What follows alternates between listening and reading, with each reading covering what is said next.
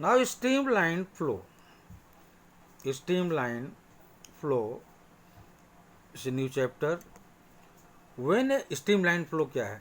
When a liquid flows such that each particle passing a certain point follows the same path as the preceding particles which passes the same point, then the flow is said to be streamlined.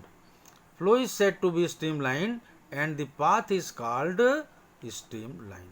अगर कोई liquid इस तरह बहता है कि कोई भी particle जो एक पर्टिकुलर पॉइंट से पास हो रहा है फॉलोज द सेम पाथ, जो इससे पहले वाला पार्टिकल उसी पाथ से होकर के जा चुका है, तो हम ऐसे फ्लो को कहेंगे स्ट्रीमलाइन फ्लो, और ऐसे पाथ को हम कहेंगे इसको कहेंगे स्ट्रीमलाइन. खास बात, the tangent drawn at any point on the streamline gives the direction of the velocity of the liquid at that point. अगर मैं मान लो ये स्ट्रीमलाइन है यहाँ पर टेंजेंट ड्रॉ किया तो it gives the velocity of the liquid particle. यहाँ पर जो लिक्विड पार्टिकल उसकी वेलोसिटी है v2 और यहाँ पर जो लिक्विड पार्टिकल है उसकी वेलोसिटी v3. कुल मिलाकर जो tangent gives the direction of the velocity of the liquid at that point. एक और इम्पॉर्टेंट प्रॉपर्टी है स्ट्रीमलाइन की, खास बात कि the important property of a streamline is that the velocity of the liquid can be different at different points of the streamline, but at a particular point the velocity remains constant. ये बहुत ही खास बात है. क्या चीज़?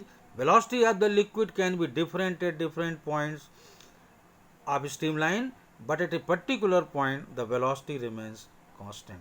कहने का मतलब ये है कि अगर हम डिफरेंट पॉइंट्स ले रहे हैं ए बी सी, तो यहाँ वेलोसिटी क्या है? v1, v2, v3, they all are different. लेकिन एक पर्टिकुलर पॉइंट पर अगर वेलोसिटी देखें जैसे यहाँ पर, तो ये हमेशा v2 ही रहेगी. कुल मिलाकर कहने का मतलब ये है कि अगर कोई लिक्विड यहाँ से चला, जो भी लिक्विड यहाँ से चला, जब यहाँ आएगा उसकी वेलोसिटी होगी v1, यहाँ आएगा वेलोसिटी v2, यहाँ आएगा तो वेलोसिटी v3. ओके, और इसके बाद इधर चला जाएगा.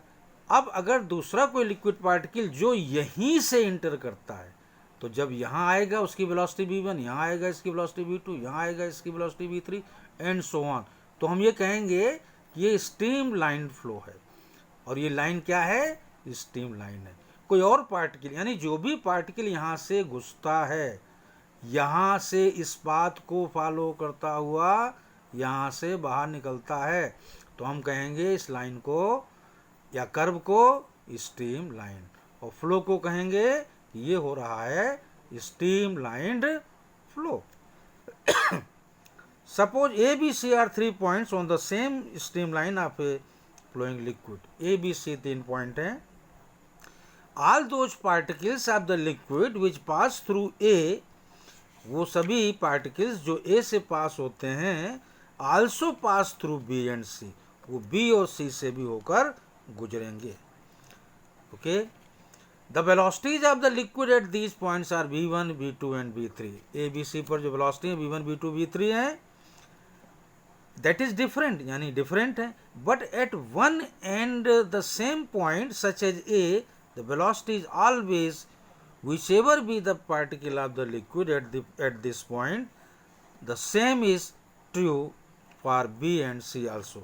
कहने का मतलब ये है कि जो भी पार्टिकल, अगर यहाँ से कोई भी पार्टिकल इंटर करता है तो यहाँ पर वेलोसिटी उसकी हमेशा v1 ही होगी, चाहे कोई भी लिक्विड पार्टिकल क्यों ना हो, यहाँ पर उसकी वेलोसिटी v2 ही होगी. Okay, now two streamlines cannot intersect each other. If they would do so, then there will be two directions of the velocity of the liquid at that point of intersection, which is impossible. दो streamlines कभी भी एक दूसरे को नहीं काट सकती हैं.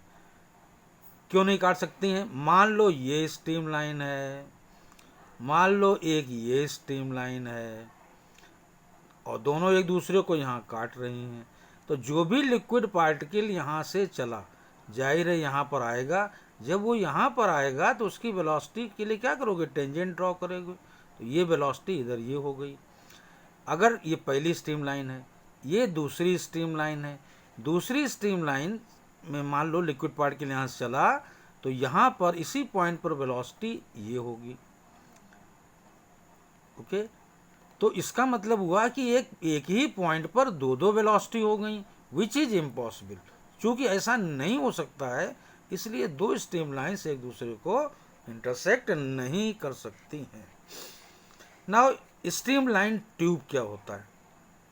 If we imagine a tube made up of a very large number of streamlines, ये देखिए बहुत सारी स्ट्रीम लाइन से मिल करके हमने इमेजिन किया है कि हमने ट्यूब बना ली एक्स वाई, तो इसी ट्यूब को हम कहेंगे streamline tube.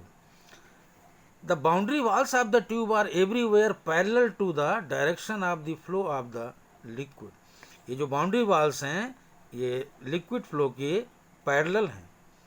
Therefore the liquid can neither go out, तो लिक्विड ना तो बाहर जा सकता है, nor come in through the walls of the tube, और ना ही दीवारों के सारे अंदर आ सकता है।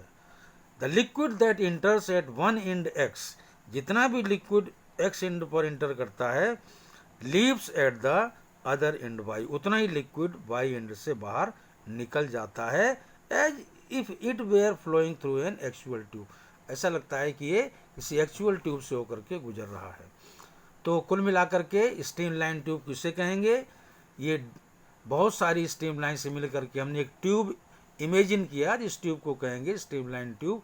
और ख़ास बात यह है कि जितना भी लिक्विड एक एंड से इंटर करता है, उतना ही लिक्विड दूसरे एंड से बाहर निकल जाता है।